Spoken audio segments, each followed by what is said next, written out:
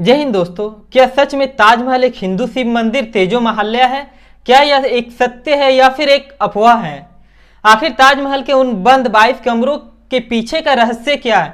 तो चलिए दोस्तों, आज के इस वीडियो में इन रहस्यों से पर्दा उठाते हैं और सत्य जानने का प्रयत्न करते हैं।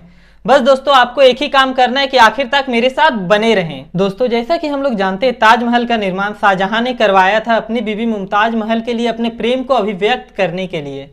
दोस्तों, ताजमहल भारत के आगरा शहर में यमुना नदी के किनारे स्थित है। दोस्तों, ताजमहल का निर्माण 1632 से 1653 ईस्वी के बीच कराया गया था। इसमें लगभग 20,000 कर्मचारियों ने 21 वर्षों तक लगातार काम करके इसका निर्माण किया था, जिसमें भारत ही नहीं, ईरान और इराक जैसे देश के कारीगर भी शामिल थे। दोस्तों, ताजमहल मुगल वास्तुकला का एक उत्कृष्ट नमूना है। इसकी वास्तुशैली फारसी, तुर्की, भारतीय और इस्लामी वास्तुकला के घटकों का अनोखा सम्मिलन है।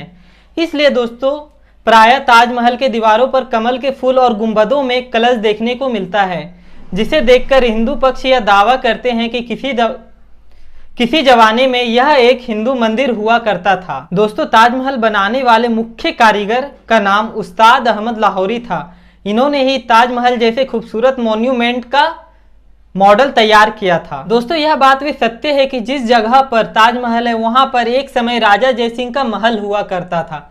पर दोस्तों, राजा जयसिंह इस महल को शाहजहां को उपहार में देना चाहते थे, पर शाहजहां ने इस महल को उपहार के रूप में लेने से मना कर दिया और राजा जयसिंह से इस महल को खरीद लिया और बदले में राजा जयसिंह को 4 महल दिए। दोस्तों, कहा जाता है कि ताजमहल के लिए सामान ढोने के लिए 1000 हाथियों का इस्तेमाल किया गया था। सफेद पत्थरों को राजस्थान और मरकाना से लाया गया था, वहीं नीलम को श्रीलंका से, जैस्पर को पंजाब से और फिरोजा को तिब्बत से लाया गया था। तो दोस्तों, इसी तरह के 28 बहुमूल्य रत्नों से हमारा ताजमहल सुसज्जित है। तो दोस्तों, यह अफवाह किसने फैला दी कि ताजमहल एक शिव मंदिर है? दोस्तों, यह बात 1960 और 70 के दशक की है, जब पीएन ओक ने अपने एक टेम्पलेट में लिखा कि ताजमहल एक हिंदू शिव मंदिर तेजो महाल्या है। दोस्तों, जो ये पीएन ओक है, इनका पूरा नाम पुरुषोत्तम नाथ ओक था। यह पेशे से एक पत्रकार थे, ना कि कोई हिस्टोरियन। इन्हें हिस्ट्री पसंद थी और ये हिस्ट्री को रीराइट किया करते थे। इन्होंने ही तेजो महाल्या नामक कहानी को रचा है।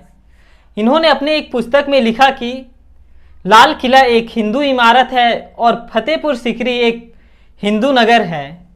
और उस समय दोस्तों, लोग इनके कहानियों को बड़े ही मजे लेकर पढ़ते थे, ना कि इनकी कहानियों को लेकर विवाद हुआ करता था। दोस्तों, पीएन ओक जो है वो एक बहुत ही इंटरेस्टिंग आदमी थे।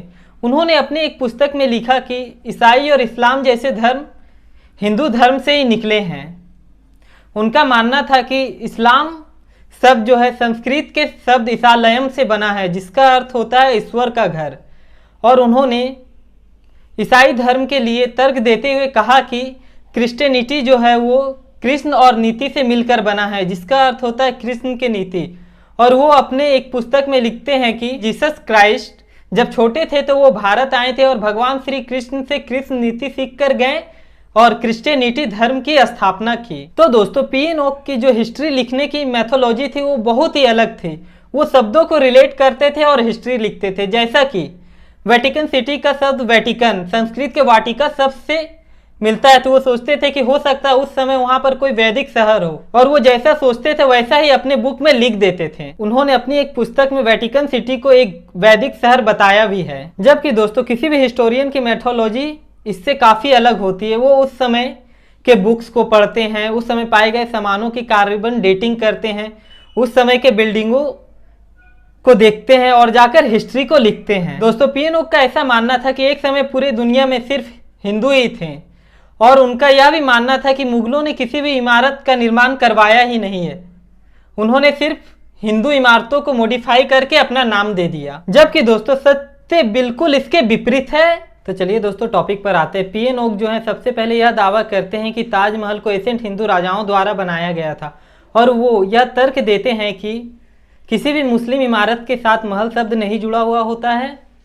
ताज और महल दोनों ही संस्कृत मूल के शब्द हैं, और ताजमहल के जालियों में जो 108 कलश चित्रित है उसे हिंदू धर्म में पवित्र माना जाता है। इस तरह से उन्होंने कई तर्क दिए और अपनी बात को साबित किए। पर दोस्तों कुछ हिस्टोरियन ने उनके बात को मानने से इनकार कर दिया और उन्होंने कहा कि एंशिएंट हिंदू राजाओं द्वारा बनाए गए इमारतों में आज वही इमारत सुरक्षित है जो पत्थरों को काट कर बनाए गए हैं। तो दोस्तों फिर पीएन ओक ने 1989 में अपने स्टेटमेंट को बदल दिए और उन्होंने कहा कि 1155 ईस्वी में तेजो महाल्या नामक मंदिर का निर्माण राजा परमरी देव के द्वारा किया गया था। जरा सोचिए दोस्तों, अगर अपने हाथ का लिखा हुआ इतिहास हो तो उसे बदलना कितना आसान होता है, यह हमें पीएन ओक ने बताया। फिर दोस्तों आखिरकार पीएन ओक ने सन 2000 में ताजमहल क्या है अब हमें सत्य जानना होगा के नाम से एक PIL फाइल की, जिसे सुप्रीम कोर्ट के द्वारा खारिज कर दिया गया। इसके बाद दोस्तों वर्ष 2005 में भी एक याचिका इलाहाबाद उच्च न्यायालय के द्वारा खारिज की गई, जिसमें दोस्तों एक सामाजिक कार्यकर्ता अमरनाथ ने यह दावा किया था कि ताजमहल का निर्माण 1196 ईस्वी में परमार देव ने किया था। तो दोस्तों हम लोगों को यही पता चलता है कि ताजमहल वाला जो मुद्दा है वो काफी पुराना है, पर दोस्तों हम लोगों को पहले यह पता नहीं चलता था क्योंकि पहले व्हाट्सएप नहीं हुआ करते थे। और दोस्तों आज के समय में व्हाट्सएप के जरिए किसी भी मैसेज को इतना ज़्यादा फॉरवर्ड किया जाता है कि वो मैसेज का जो वास्तविक स्वरूप है वो भी बदल जाता है। क्योंकि दोस्तों जो वर्ष 2022 में ताजमहल को लेकर PIL फाइल किया गया था उसमें लिखा गया था कि वर्ष 1212 में ताजमहल का निर्माण राजा परमरी देव के द्वारा किया गया था। और दोस्तों उसमें यह भी दावा किया गया था कि ताजमहल के जो बंद 22 कमरे हैं उनके अंदर हिंदू देवी देवताओं की मूर्ति है। पर दोस्तों कोर्ट ने इस याचिका को भी खारिज कर दिया।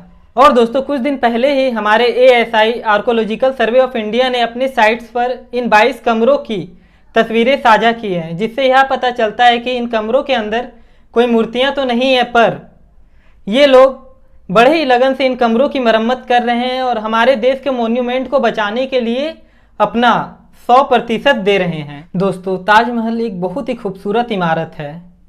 यह दुनिया का 7वां अजूबा है और यूनेस्को वर्ल्ड हेरिटेज साइट भी है।